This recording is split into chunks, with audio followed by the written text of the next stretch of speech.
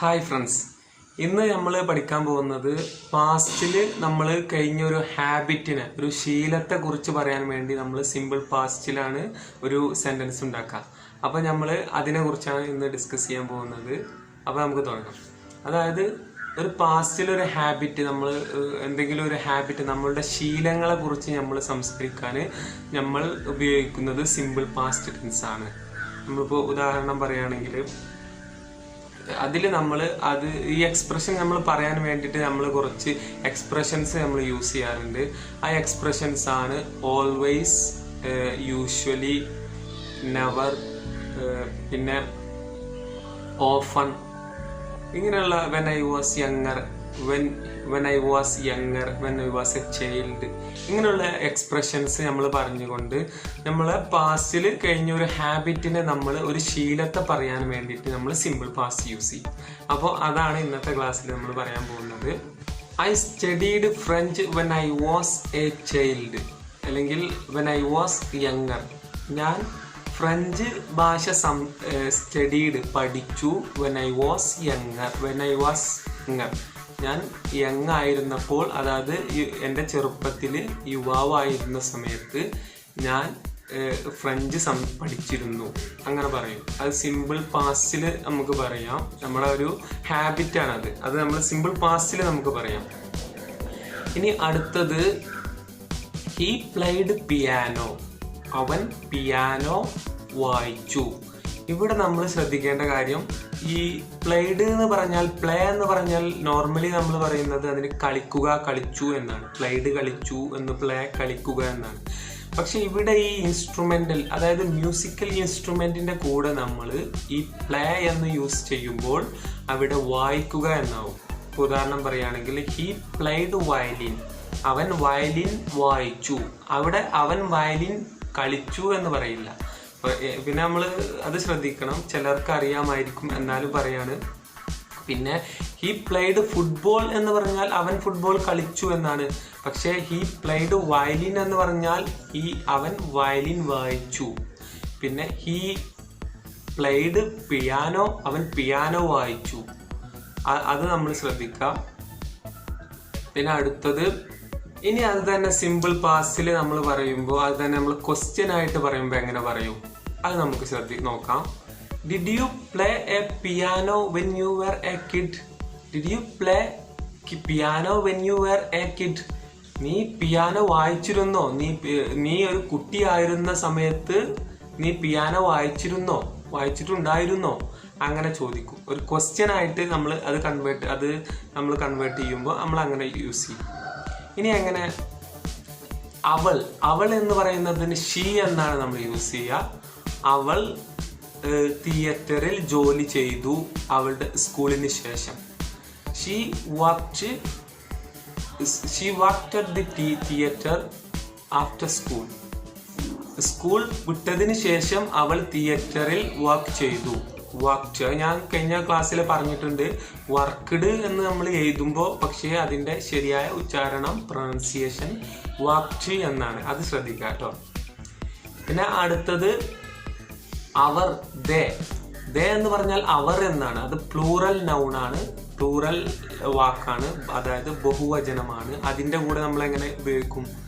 ഇപ്പോൾ ഉദാഹരണം പറയുകയാണെങ്കിൽ, അവർ ക്ലാസ് സ്കിപ്പ് ചെയ്തു പറയാണ്.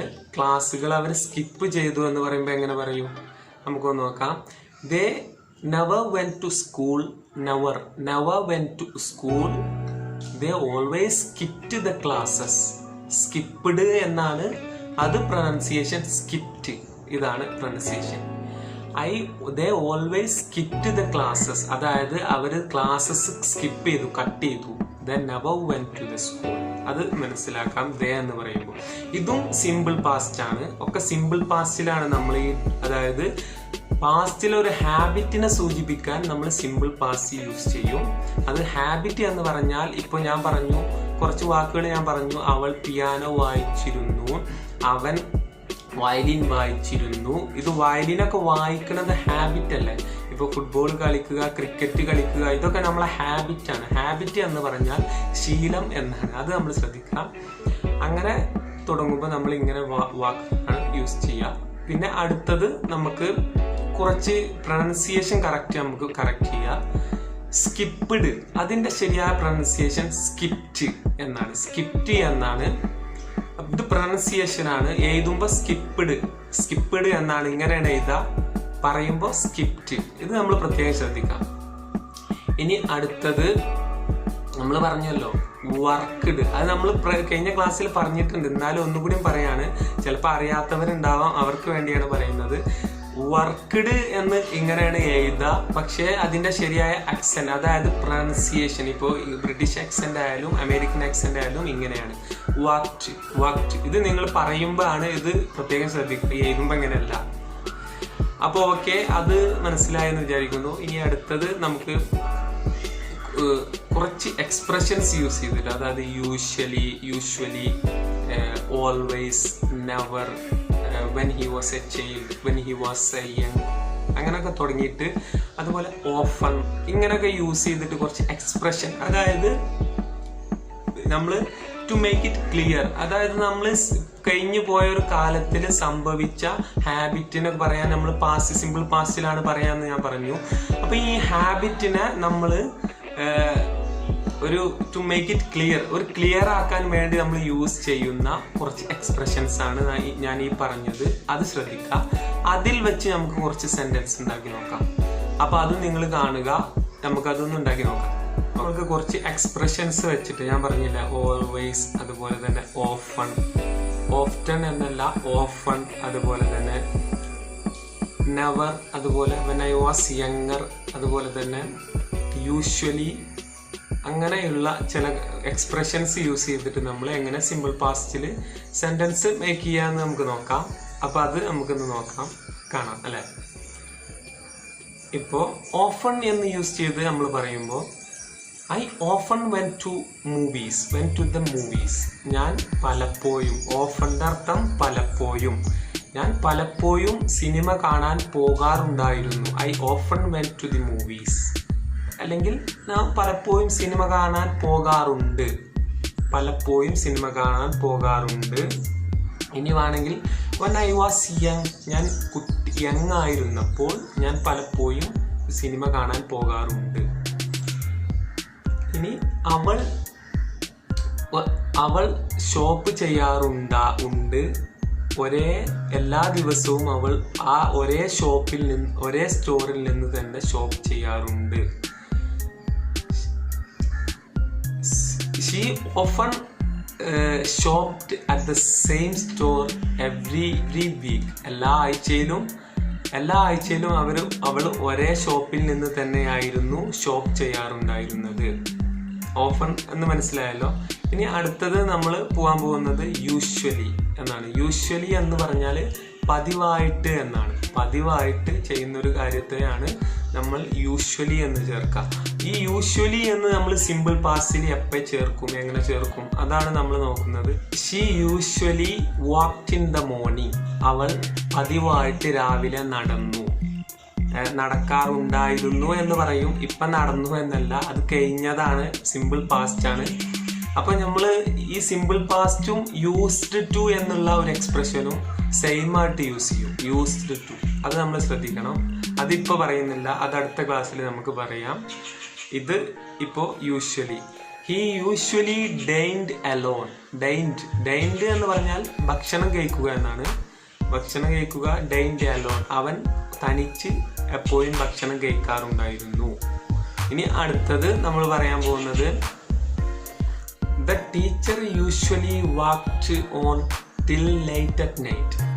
അതായത് ആ ടീച്ചർ പതിവായിട്ട്